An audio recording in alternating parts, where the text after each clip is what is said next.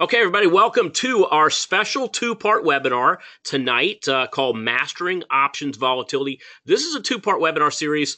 It is going to be, obviously, I'll talk about part one. I'll talk about part two. I'm going to go through a lot here. My name is Tom Gentile. I am doing this in conjunction with Keith Fitzgerald.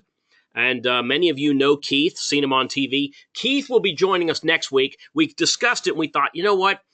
It'd be best if I did week one and he did week two, just simply because if both of us are on here talking at the same time, nobody's really going to learn anything. And so that's the plan. He is actually dialed in and is listening to us, and then he'll be on next week. And I'll do a little bit next week, but I'm really going to turn it over to him. So two-part series. You see the screen here right now. So last week, I was part of the closing bell at the NASDAQ, which was very cool.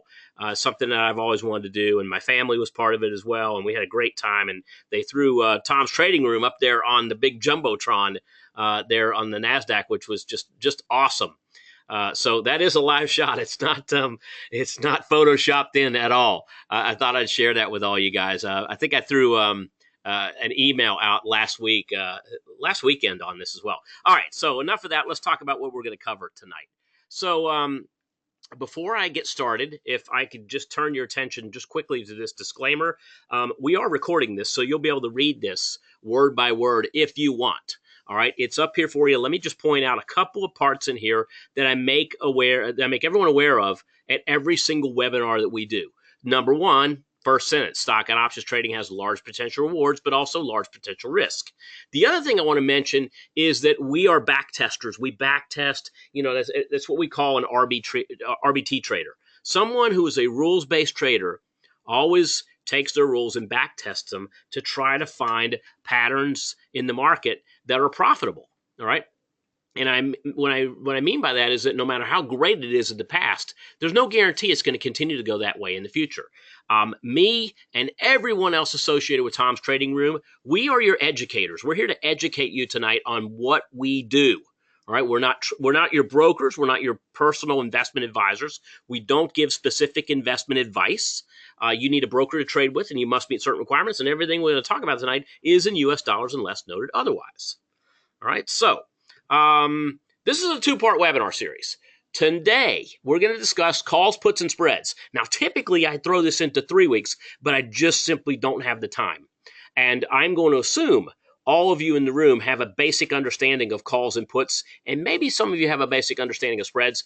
It's going to be a little quick, and I am going to be doing more of a review. All right, because what I also want to do tonight is I want to talk about the beginnings of volatility, how to determine whether options are under or overvalued, and what to do about it. All right, I also have what I think is a fantastic case study that is coming up tomorrow that we'll be able to look at. This will be a 30-day case study. All right, you'll see it at the end of the night's program. And that is where we're going to take opportunity, and we're going to take options volatility to create that trade, that ideal case study. All right. Next Wednesday, I'm going to do a quick review of today, and then I'm turning it over to my friend Keith Fitzgerald, who's going to talk about mastering volatility because that is his wheelhouse. That's what he does. We have recordings of each webinar. They will be sent out to you each week. Later tonight and next week will be emailed out immediately following the event. All right. I've got so many people on here. I'm going to apologize right now because I'm not going to be able to answer all of your questions.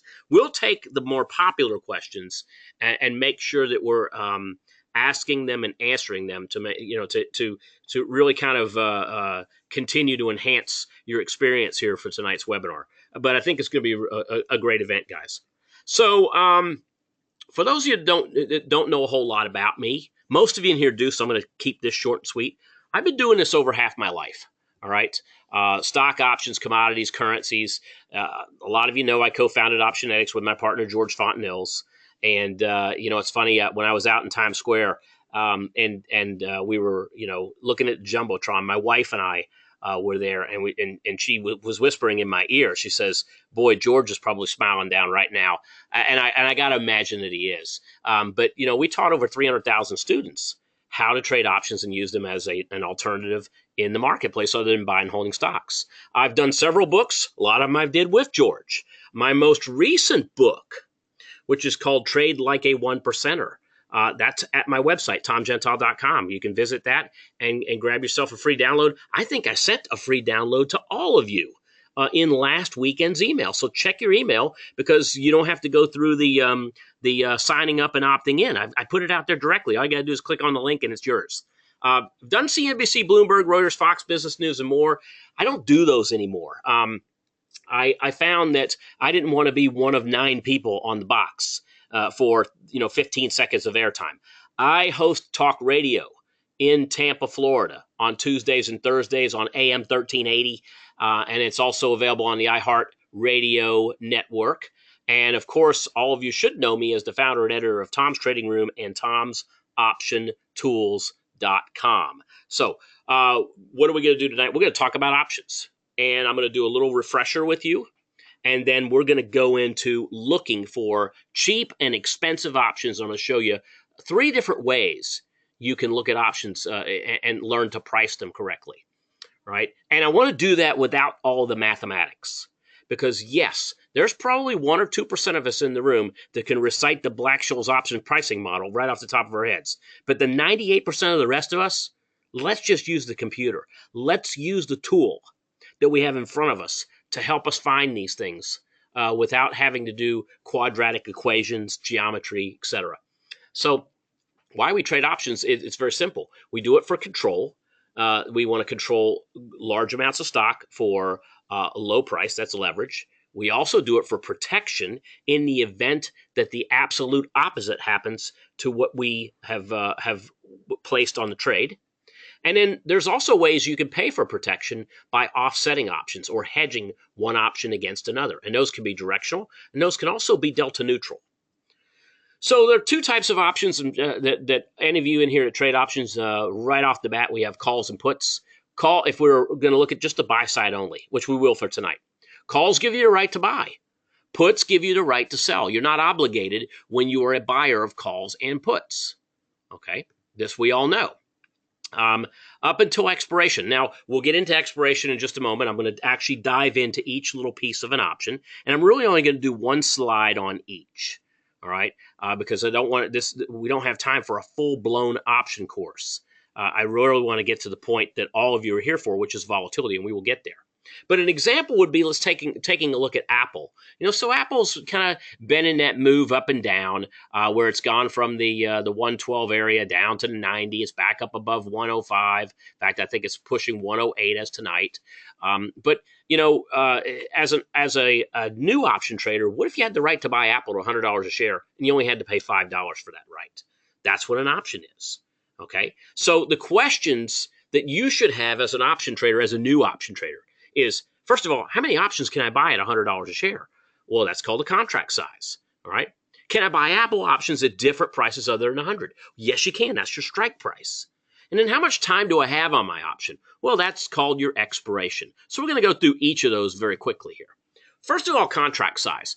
Contract size is when you're looking at a contract, what is stated in that contract? And with options, one contract is good for 100 shares of stock. All right, in the U.S. There are some countries that actually have 1 equals 1,000. But for tonight's purposes, because we're going to be using U.S. stocks, one contract, every contract that you trade is good for 100 shares of stock. If you trade 10 contracts, then you, in essence, have leveraged up to 1,000 shares of stock, entering and exiting. All right, next. Option details the strike price. So what type of prices could we buy Apple at? Well, that's your strike price. And in this case, the agreed upon price on this contract is 100, right? That's the price the buyer can exercise the option contract for. So as a buyer, you have 3 things you can do in an option as a buyer. Once you buy it, you could sell it immediately or sometime down the road for the market price. You could let it expire worthless if it goes completely against you. Or you could exercise the option and take the stock. Now, most people I know that are option traders do not take that third option. They don't exercise options for stock. I'll give you an example of a group of people who do. If you work for a company and you get incentive stock options, or what's called ISOs, ISOs may be something like leaps, where you've got years before you can exercise those or sell them on the open market. And it might make good taxable sense to exercise and hold the stock. If you're in a long-term company and you expect it to grow and you expect the stock price to grow, that's an example of someone who exercises an option. Now, a trader could exercise an option because they look at trying to get out near expiration and they see the bid and the offer is just way too wide. And they think, you know what, I'm just going to exercise this option and I'll sell it on the open market and avoid a lot of the slippage. That's another reason someone would exercise an option. Next is the expiration date. So if you look at the expiration date, that's the date of which you have to do something with that option. One of those three things have to happen by or on expiration date. Now, expiration date is typically the third Friday of every month. All right, but we also know weeklies that are out there that expire each Friday at 4 p.m. There's a couple of other options I'll let you know as well, and that is that the other ones we're looking at, there is an option that expires on the last trading day of every month. That's called the end of month or monthly option. And then there are quarterlies, which expire at each quarter of the month. All right. There are leap options, which will expire. Those are any options that have more than 9 months to expiration. So if you're looking at January 2018 and now the January 2019s, those are what are called leap options, long-term anticipation options. So expiration dates can vary. So next thing we'll do is we'll talk about a graph. So let's say that we're looking at Apple and we're looking at buying the 100 calls. And let's say in this case we pay $3 for it. Then a risk graph of that long call option might look something like this. All right, you have limited risk to the downside. So if Apple were to fall back down to 80 again, you'd have a limitation of how much you would lose. But then you have what's called unlimited profit potential. But that profit potential is only unlimited until when? Who's going to be the first to buzz in that answer? All right. It is unlimited, but when does that ability to be unlimited end? Anybody want to take a stab at that answer? All right. Be the first one on the board. There you go. Okay, let's see. David, you got it first. Ding, ding, ding. Expiration. At expiration, it's no longer limited. Your option then goes away, and then depending on if you're in the money, that could turn into stock, or you may have just exited the position. A lot of you buzzed in on that. Thank you very much. Side-by-side comparison. If we were to compare 100 shares of Apple to the Apple calls that I just talked about at $300, and let's take a look at not only the cost and risk, but where it would be at a certain price in the future. So, for instance, if we were to buy 100 shares of Apple at 100, that's $10,000 cost and risk. That's also where our break even is. But at 120, we would see a 20-point gain in Apple, or about a 10% return on investment on that particular stock. On the Apple call, however, $300 risk, $300 cost. If Apple goes down, we only lose $300. But if Apple goes up, we've got a 433% return on investment on that particular option as far as a side-by-side comparison. So I talked about calls. Calls are great in a bullish environment. I'm only going to spend one slide talking about puts. All right. So puts, you profit from a bearish environment if you are a buyer of puts. All right. It has protection of your current portfolio. A lot of people will buy puts against stocks that they own. All right. And some use puts to, for instance, bet on a downside move in the market.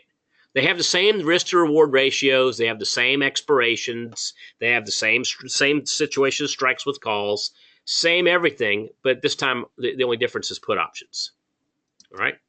Now, if we were to look at the risk graphs that I look at as an option trader, there are really 6 basic risk graphs. You've got long stock at the upper right, and then across the top we have long calls and long puts. These are all these have in common is they're all long. That means you're buying them. You buy the stock, you buy the call, you buy the put. You buy the stock, it's bullish. You buy the call, that is also bullish. You buy the put, however, the green goes up to the left, that's bearish. Now there are 3 shorts along the bottom. Short stock, short call, short put. Short stock, you are bearish as the stock price goes down, the green line goes up in your favor. Short calls is also bearish. If the stock goes down, you would keep the premium, the maximum amount of that premium if the stock were to drop. Short puts are actually bullish. That means if the stock goes up, you would keep the premium on the put. So think of it this way. For a long stock trader, there's a short stock trader on the other side.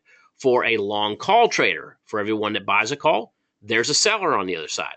For the long put trader, for everyone that buys a put, there is a seller on the other side. They are equally convinced that they are right and you are wrong in one form or another. So sometimes buying stock, we know, can be expensive, but sometimes even buying calls or buying puts can be expensive too. And that's where I would go in and I start looking at potentially a spread as a different idea. All right. So as you can see, we got through calls and puts in a relatively short amount of time. All right. It's really just a big review is what I'm doing here because I want to get to the meat of what we want to do. But until I get there, let's do a little bit of a review. We did calls, we did puts. Let's talk about spreads. All right. And we're going to need to know spreads because that has a little something to do with my trade case study tonight. All right. So vertical spreads. A vertical spread could be a call spread or a put spread. Before I get into that, what and why would we spread options? Well, spreading means we're using more than one option in a single trade. That means that we're trying to do what? Lower our overall cost, our overall risk, and our fluctuation, which means lower stress. That's why we would spread options. Okay? So spreading involves buying an option and selling an option against it. To do what? To lower that cost, that risk, and that stress. So, for instance, in this case, if we were looking at call options, we would be buying that lower strike call, and then we would sell the higher strike call, all right, for protection. So we're going to buy the strike, we're going to buy the lower strike, and then we're going to sell above it. That's what we're doing. Buy the lower, sell the higher. Those are calls. All right. So for an example, let's go to XYZ. All right. XYZ is a stock no one can have an opinion on. That's why I like to use it in a lot of my examples before we get into the real stuff. Let's say you're looking at XYZ and you decide, let's see if I can lower my cost, my risk, and my fluctuation. And you look to buy the 100-120 call spread. That's where you buy the 100 call, you sell the 120 call, and you do that for a one-ticket trade. All right, so let's assume the 100 calls trading for 10, the 120 calls trading for 5, and you've got a debit. So you buy the 100 call, you sell the 120, $5 debit. All right, that's the 100-120 call spread. Now, if you do that, here's what the risk graph is going to look like. It's not going to go straight up like a call. It goes from, if you notice here, the cost, the risk, anything below 100, you can't lose more than $500. However, there's a cap at the upside too, because everything above 120 at expiration, you can't make more than 1,500. Let's explain this for a moment. At below 100, if we get to expiration, let's say this stock goes to 50. Well, the 100 call you bought is going to be worthless, but the 120 call you sold is also going to be worthless. The worthless 100 call lost money. The worthless 120 call made money. Together, you still lost $500, right? So that's the point in terms of losses below 100. Above 1,500. So for instance, let's say that XYZ is at $150 and you're barreling down on expiration day. What is the 100 call worth if the stock's trading at 150? It's going to have a minimum value of 50 points. You have the right to buy for 100, but it's currently trading at 150. So you own a $50 right, right? But you're also obligated to sell at 120. And that means that 120 call is going to be worth what? 30. So you own something worth 50. You shorted something worth 30. 50 minus 30 is 20. That's the difference between strikes. So you look at the distance between strikes. You've got 100 and 120, so that's 20 points. Now, take away what you paid for it, $5 or 5 points. What's 20 minus 5? 15, or in this case, 1,500 maximum dollars. Now, everything in the middle is where it gets a little bit, it takes a little bit of work and math. And so think about this. At 105 at expiration, your 100 calls are worth 5, your 120 calls are worth 0. So it's basically right where you paid for it. At 110, the 100 calls worth 10. The 120 call still worth 0. Now your $5 position became a $10 position. All right. But that's what option software is there to do, is to help you understand where you sit on the reward to risk graph. All right. Now, I'm going to go through this real quick. We did that on the risk graph, but let's do it in on writing. Let's say the stock goes from 100 to 120. All right. At expiration, this is the way the math lines up. If we have trader A who bought the stock, well, trader A had a 20% return, right? Trader B bought the 100 call for 10. Trader B made 100%. Okay, so Trader B did pretty good. Trader B turned his $1,000 into $2,000 for a $1,000 profit, spent less money and made 100%. How did Trader C do? Well, Trader C, remember, did the spread for 5. So Trader C's spread went from 5 to 1,500. So even though Trader C did not make as much as the stock trader over here, Trader C made a 300% return on investment. And that's the important takeaway here when you look at when you're looking at spreads.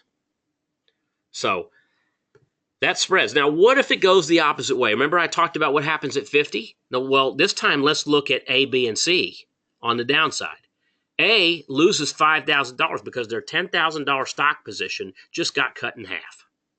B bought the call for 10. What do you think a 100 call's worth if the stock's trading at 50 near expiration? It's going to be worth nothing. Trader B lost the $10 times 100 shares of stock, lost $1,000. Right? But comparing Trader B to Trader A, Trader B is happy to only lose 1,000 when Trader B could have been Trader A. Trader C loses 500 because Trader C did the spread. Remember, the 100 call lost money, but the 120 call helped put some money back in Trader C's pocket. So that's a tale of 3 traders. All right. So at this point, let me just quickly take a look and see if there are any questions on what we have going on with calls, puts, or call spreads. Calls, puts, or call spreads. And I mean, this is, guys, what I did here, and I'm assuming all of you in here that are with me, you know this stuff already. I get it. You know it. So that's fantastic. Let's get into a little bit more meaty situation here. So we know what we do with calls, with call spreads, with anything. I take a 3-step approach. I identify opportunities. What's my price target? When's it going to get there? Right? We also create that low-cost spread. We'll evaluate a call versus a call spread. If it's bearish, I'll evaluate a put versus a put spread that fits the best price and time target. And then we just simply plan, execute, and manage our trades. And you all know this, all right? But then there's that one little piece in here called volatility that's going to help us even more in terms of further lowering our risk and our cost and putting ourselves in a better position over time to be consistently profitable. I think this is the part that only 1% of option traders actually master, because most option traders fall into 1 of 3 categories. They're simply based on price. We all get there too. Don't think that I never was a novice option trader. I was. And all I thought about was price. Option price, option price. Then I realized that time had something to do with it, and I couldn't figure out why I was losing more than I was making, because I kind of thought options were like a coin flip. Then I realized when I was buying options that I had to beat time, or time was going to beat me. I had to come up with some sort of a plan. But then there's volatility, because sometimes we'll buy, you could buy something 1 month and it works, and you could do the exact same thing 6 months later and it didn't work. And you kind of wonder why. Well, wait a minute. I made money the last time I did this, and the stock kind of did the same thing. What's the difference? And the difference a lot of times can be volatility. So I want to show you that. And of course, we plan, execute, manage trades through order processes. All right. So put spreads. I talked about call spreads. Put spreads are the same. We use them in bearish opportunities. Okay. We'd buy the higher and sell the lower strike with puts if you want to take a bearish position. Again, we do that for lower cost, that higher reward, and a higher probability of breaking even in profit. And that's the reason I would use a put spread versus a call spread. So let's talk about knowing how to price options. And before I get there, I'm at this point. So here's the thing. That 1%, that thing that most of us in the room want to aspire to be, some of us in here may already be, all right? But most of us in here want to aspire to be a consistently profitable trader. And to do that in the options world, I think you need to master this, all right? Volatility and what I call how to price options. So we can price options a couple of different ways. Number one, you can have an option calculator. Most brokers probably have them. I've got it on my tools, tomsoptiontools.com, and I'm going to show it to you in a moment. But then you can also look at statistical volatility, although it doesn't really help you price options, but a lot of people think it does. I look at implied volatility. I look at implied volatility a couple different ways. All right. So let me be real quick. Coming on over to Tom's Option Tools, and I'm going to go to our option calculator. All right, in our option calculator, let me blow this up so everybody can see it. I'm going to have to bring this back down because I've got lots of other stuff to show you tonight. If you pop over to options, and down here at number 4, it's got option calculator, you'll bring this up. And so what I did was I just threw some stuff in here just to show you how it works. But I'll do it again, all right? Let's take a look at Apple. Apple's trading at $108 right now. Okay, and let's say we're going to look at the 110 calls, right? And we've got now implied volatility just kind of popped itself in there. We'll leave that blank. Statistical volatility statistical volatility on Apple is really not that big. We'll leave that at a 20. Now let's say we looked at the calls and we're looking at calls for September, right? And let's say the calls for September on Apple are trading at, let's call it $5. All right. And let's say the puts are trading at the stock trading at 108. Let's say the 110 calls are trading at 5, and let's call it the 110 puts are maybe trading for about 6.5. I'm just guesstimating. Interest rate is as close to 0 as possible. And I click on the calculator. And here we go. All right. So now I just threw some of this out here, but I want you to see what the calculator says. So the calculator is based on the information I plug in. It's going to spit out some stuff to me. And what it says is that, you know what? The theoretical price of those $5 calls that you're looking at buying, Tom, should be $4.60. So that's one way to immediately find out that my call options are a little more expensive on the market than they should be. But the puts are right in line. See the put quote? And then see the put, $6.50. Now we have delta values there. That just tells us how fast, what's the rate of change of the option versus the stock. We have gamma, we have vega, we have theta, we have 1 day and 7 day theta, how much time you could lose over the course of between now and the expiration per day if nothing else changes. And then we've got what's the real value? What's the real value of these? So that's our option calculator, all right? So that's one way we can look at it. The second thing we can do is we can look at statistical volatility on the stock. And that just gives us an idea, is the stock moving around enough where I can actually maybe make something on the options? So let's pop on over and let's look at SV charts. Now, I'm going to look at, let's look at Apple. And I'm going to update. And here's our Apple statistical volatility chart. Now, statistical volatility we can look at a lot of different ways. Okay, so if you look here, the black line is the 100-day statistical volatility that's been averaged.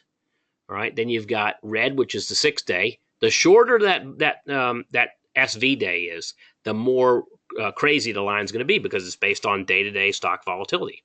You got a 10-day and a 20-day in there too. But here's the thing. Notice that the long-term trader really doesn't care over time, because they're in it as an investor. But look at that 6-day trader, the one that's the red line. Notice the volatility went sky high when earnings were released, and then it came right back down. Then it muddled around, moved up and down, up and down, up and down, moved up to the highest it's been since the last earnings report, and then boom, dropped back down again. Now statistical volatility is on the move again. right? So statistical volatility is telling us how much the stock is moving around in any given day. But does it really tell us whether the options are under or overvalued? I don't think so, okay? I mean, we can look at, in this case, we're looking at IV over SV, which gives us an idea of the options and whether the options are moving. But I really like looking at just simply implied volatility.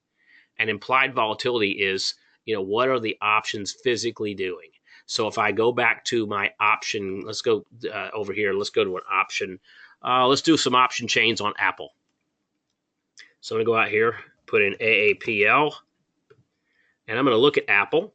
And I want to look at the September options. So I'm going to go out here to September 2016. Let's get rid of the short-term options. And we're going to come down and take a look at those options. Now, 105 calls, 100 calls. Let's look at the SEP 105 calls, $4.35. That's where they actually did trade today. Now, I'm going to risk graph this for a reason. So all of us in the room know if we bought this call option, we'd be paying $435 for this call option. It does have unlimited maximum profit potential until we get out of the trade. We know that the stock has come down. We know the stock's going back up. We know that this is good for our call option if the stock continues to go higher. We know if it comes back down, it's going to be bad because we can see here what we stand to lose.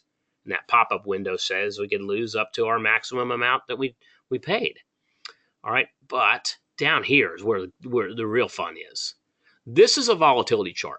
And it shows me that volatility rises into earnings and it drops out of earnings. But more importantly, look at where volatility's been since April. Volatility was in the mid-20s to around 30 on Apple during the month of April.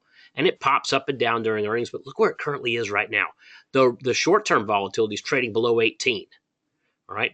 The blue line, which is the 30 to 60-day options, that's where the Septembers lie, is trading right down there at around, we'll call it the 18, a little bit above 18 for the vol.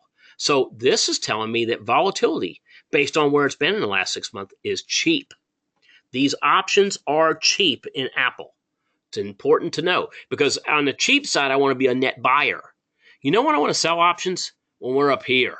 When we're right here, when we're on the high side of volatility, because options that are expensive, we know that anything that has extrinsic value or time value, we know it goes to zero at expiration by expiration day.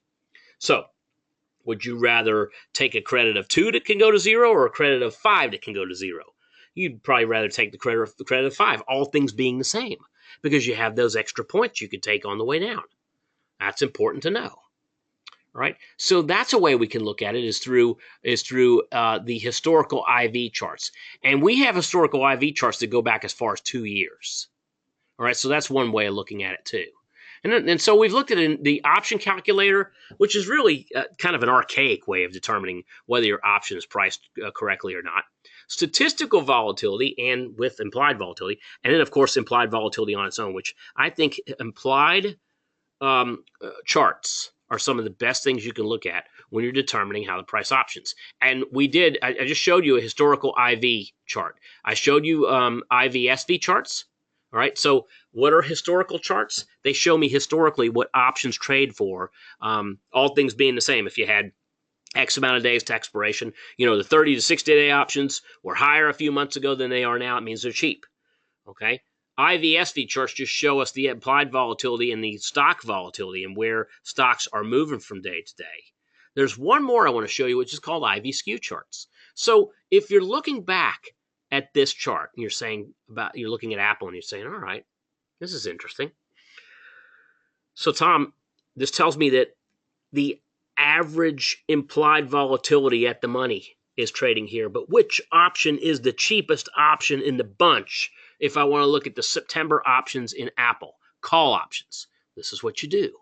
You come back up to options, you go to charts. Now remember, here's where I can get the IV chart. Here's where I can get the IV-SV chart. I can get put call ratios in here as well. But there's something interesting called the skew chart. And a skew chart will tell us, what it does is it throws every option strike up there and every option's implied volatility. And we can see it on a chart and we can get an idea of where the cheap options are in Apple. So what you see here is the price of Apple. All right, let's go down here and let's look at some IV skews. This is the August week 2 implied volatility skews.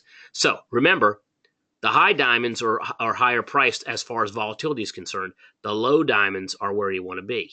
So where we're at right here, the 112s, the 113, the 114 strikes, they're all down here at the bottom. As you go farther up in price, in strike, the implied volatilities climb, which suggests to us that they are a little more expensive than they should be. So if you were going to put on a spread, you'd look to buy the low stuff and sell something above it. All right, now this is August week 2. Let's scroll all the way down. Let's look at some leap options. I got every strike every month out here. Oh, these are puts. Okay, here's a call strike for June 2017. Now look at this one. This is interesting because what it's telling us is that the options out here, the 130s, 136, these areas are the low priced, all right, low priced options for calls. Over here, they get a little bit higher, but when you go below 76, then they start to get real high. And that's because of slippage, because they're deep in the money. All right, keep that in mind. Now, if we went to a January, there's puts. Here's calls for April. Here's puts. Here's calls for March. Puts. Calls for January. Look at the January calls right down here around here's 110. And you move a little bit higher. You're probably around the 120 area is where the low prices of the calls are for January 2017. And of course, they get higher as you go down and strike. I don't know anybody that want to go down and strike because they're more expensive. But also, if you were looking at out of the money options, they start to slowly climb up. The puts, if you're bearish on Apple, you want to be buying. You want to be potentially buying in this area that's between 110 and 134. And you want to be selling anything below that if you needed to create that debit spread. Now I want to show you one more. Let's take a look at, they're not all created equal. All right. Keep that in mind. Let's look at SPY. See, I told you this is where the meat was going to be. And the meat is where we take a lot of time. Look at SPY. It has a V. All right. Apple had kind of a volatility curve, a smile is what we call it, the volatility smile. This one's more of a V shape, especially when you look at the short-term options. All right, these are the options that expire on Friday. And where do you want to be? Right down here in between 205 and 232. So we're going to call it 220-ish. All right. How about the put side?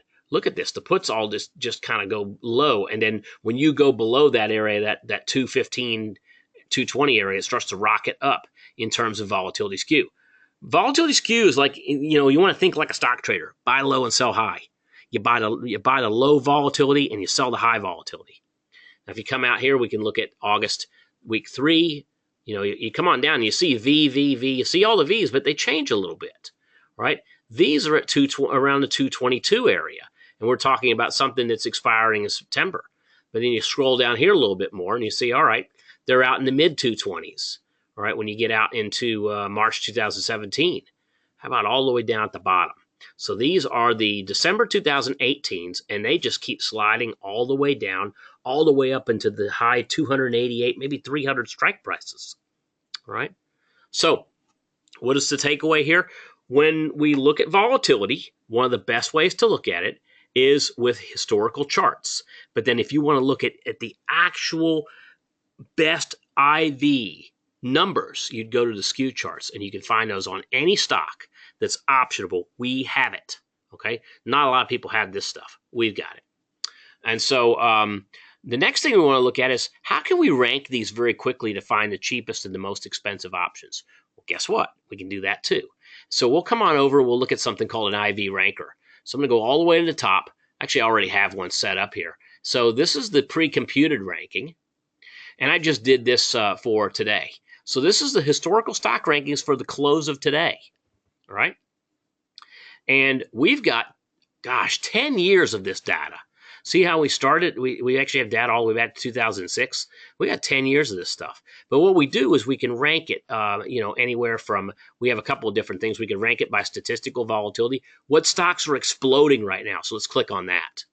And there you go. There's your explosive stocks. Right now, a lot of stocks that are in the healthcare industry are exploding right now. And guess what? It's because of earnings. Okay, that's why. There's no other reason. What's quiet right now? Is there anything quiet? Danaher's quiet. Compass Minerals, St. Jude. Is that Match.com? I think on here, General Electric. And that could be because they have yet to announce earnings. That's a potential thought as well, that they have yet to announce earnings. If I click on GE, for instance, this will take me out to GE, and it gives me some different ideas for strategies. But notice, earnings on GE have already passed us. They were announced back in July.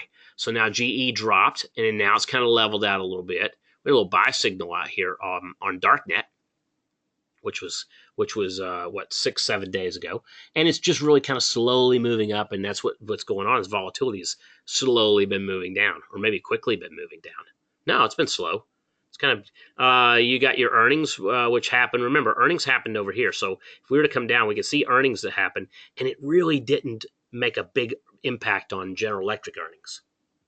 All right, so that's one way of looking at those pre-computed ranks. Let's go back in and look at some more pre-computed rankings. To get to those, what I did was I just go to options, I go to rankers, I just go to pre-computed IV, and it brings up the IV ranks, and it shows me some different ideas. So I'm going to go to, let's look at some cheap options. Cheap as in where they've been in the past year. Look at this, JD.com, Walt Disney, General Electric, Pfizer, AT&T, Facebook. These are cheap options. Over the last year, for instance, Facebook, if I'm looking at Facebook, Facebook's volatility was at 54. That was the high over the last year. 1864 was the low over the last year. Guess what today's was? 1864. Facebook's hitting new volatility lows, new cheapness in its options. All right, down 2% in their implied volatility today. So that's looking really cheap. How about on the expensive side? What's expensive right now? Probably some of the stuff that's about to announce earnings. For instance, Teva Pharmaceutical, Nordstrom, Urban Outfitters, Dillard's. Looks like a lot of the retailers, all right, are on here. NVIDIA's at the very top. And, so you can see that there's still maybe a few more left to announce their earnings. And that may be why their IV is so high. It's either that or they're hitting new lows, which is also a contributing factor to rising volatility. All right. So that's another thing we can do is just simply go in and we can rank by cheap and expensive options. And all of this, for those of you that are tools members, can be done at tomsoptiontools.com. I just showed you where you want to go. You want to, like I said, go up here into, if you go to stocks, you can get stock charts. You can get probability cones and charts. And we have a new thing called auto fibs. And auto fibs is a way to actually, we have what's called our auto Fibonacci lines. We had a lot of folks in our tools members that were saying, "Hey Tom, I want the Fibonacci line. I want the retracements. I want to be able to see where we are looking at Fibonacci." And real quick, I'll just show you what we're talking about. Since we're talking about Apple AAPL, so I'm just going to do a real quick, just select and just go ahead and get something real quick. So what it does is it defaulted to the last 150 days. And it takes the highs and the lows over the last 150 days, throws the lines out there, and gives you an idea of where you are in the Fibonacci retracement, whether you're at the 38%, 50%, 61% level, or back to 100 or 0. So from the high to the low, it then creates these. As you can see, Apple hit the 50%er, and it hit it again, and then blew right through it through earnings and kept on moving higher. And we're expecting Apple to be at the 112 level before long, as that's the next area of resistance for Apple. But that's all found on Tom's Auto Fibonacci levels. But we're talking about IV tonight. So, we talked about rankers, and you can go to pre-computes. We also have pre-computed stock volatilities, IV and SV changes, ISVs and SV skews, and then open interest and volume rankers too. So you can do that as well. So tons of stuff that we can look at, and I'll save those for future educational pieces where we can go in and talk about why open interest and volume might play a role in an options price going higher or lower. But right now we'll stick with volatility. So at this point, let's look at a case study. So my case study for tonight is Biogen, symbol BIIB. Let me tell you how I came about this case study. I came about this case study because the first thing I did, if I could get rid of a few of these here, bye-bye autofibs, is the money calendar. And the money calendar, I'll tell you what's going on with the money calendar. So guess what? Today's the 10th. Look at the green that's coming up. Green, green, green. And then it goes into February, into September too. So now I'm starting to look at slanting more toward the bullishness. I like when we see a lot of green over weeks. The last time we had this was coming out of in June and into July. We had a big rush, a lot of green in February and March, which between February and April, we had some of the biggest moves in the overall stock market. And so now it's saying, guess what? It's time to go green again. But this green isn't going to last for longer than a month. So let's capitalize on this now. So we have green, and we'll look at what's going on tomorrow. So tomorrow's the 11th. So I click on tomorrow, and I look and I say, all right, let me do my ranking. Now I got all these bulls, these bullish trades. Look, Apple's on there. And then I have bearish trades in red. Not a lot of bears.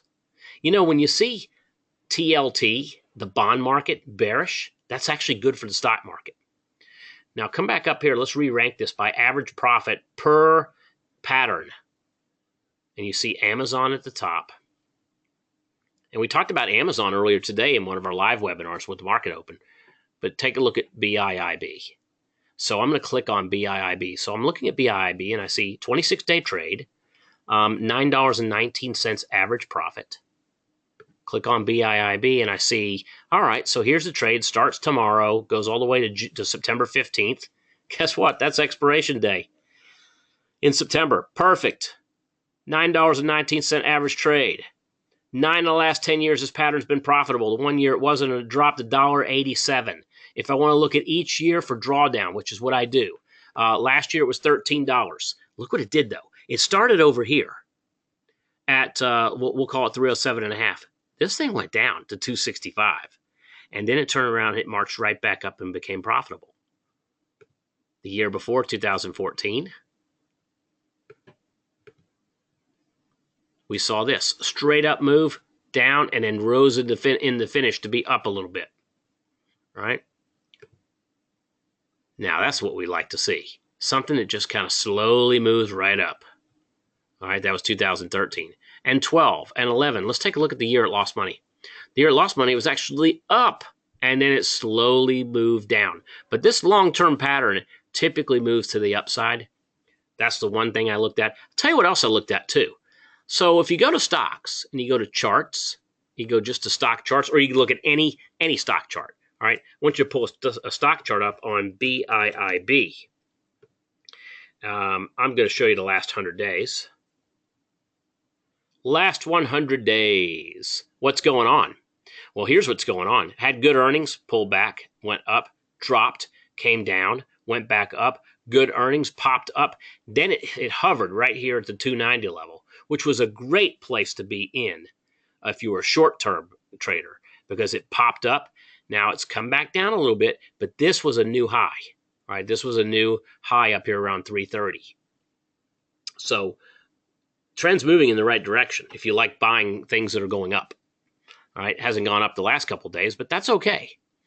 And then I've got, things like true range on here. I've got volume, which was higher than normal, but it's calmed down, which is, to me, where I like to be as a trader that's a 30-day trader. So it looks good seasonally. Technicals aren't bad. And now what I do is I look and see, all right, step 2, find the low-cost trade. Now, before I find the low-cost trade, what I need to do is I need to bring up a stock and options table. And so I get a stock and options table on BIIB. And remember, first thing I'm looking for is I know my price. It's going to be about $10 higher than where it is now on average. I know my time. It's supposed to happen between now and September. All right, the third Friday in September. So let's just choose the September options. So I'm going to update that.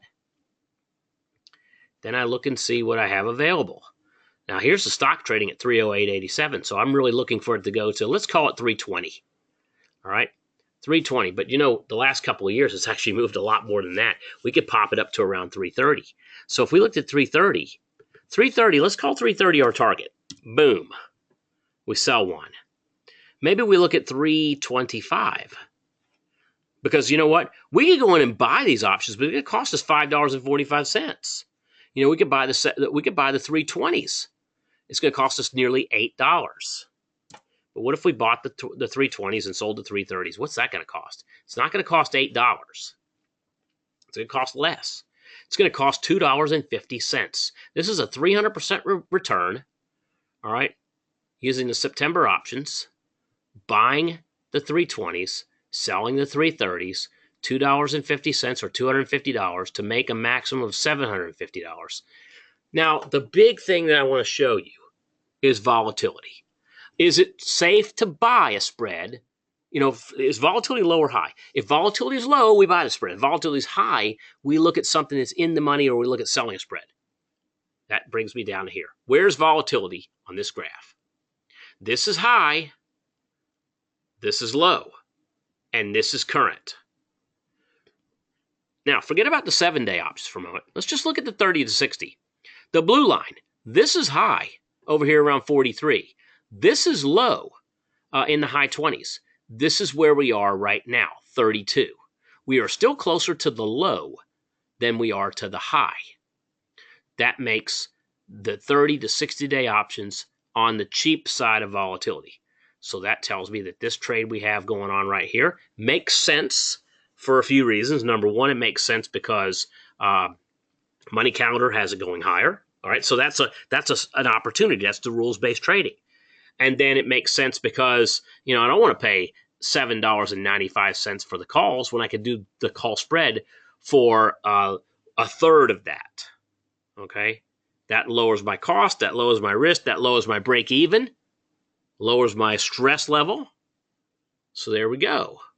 Right, so there's our trading risk graph for the day. Okay, now I got some questions in here. Is this a straight call play? Nope, this is a bull call spread. This is buying the lower strike call. Here, I'm gonna put them right here at the top for you. So the September 330 or 320 call to buy, September 330 call to sell. All right, and again, this is a case study. What I want you to do is I want you to do your homework, and you look at it and see, is there something that you can? Is there something that that you can do that might be better? Right, that makes more sense. Okay. How do we get into the live webinars like we had today? I'll get into that in just a few minutes. Let's see. What kind of predictor of stock movement does the skew show? Pat, it doesn't show predictor of the stock movement. Really what it does is it gives us an idea of what the option price, if you were to equate it into volatility, tells you. You know, if you look at, for instance, the lowest price, the lowest skew, and you look at a higher skew, just shows you how much more that stock is overpriced in terms of volatility. All right. Please tell us why or when to trade a debit spread versus a credit spread, or will Keith cover that next week? Keith might cover it next week, but I'll tell you right now. All right, Keith. So I'm telling Keith what Keith is going to be maybe talking about next week. Different Keith. All right. So the answer is this: I like debit spreads when volatility is low down here, because you know you buy low, you sell high. So when volatility is low, you buy debit spreads. When volatility is high, you would sell what's called a credit spread.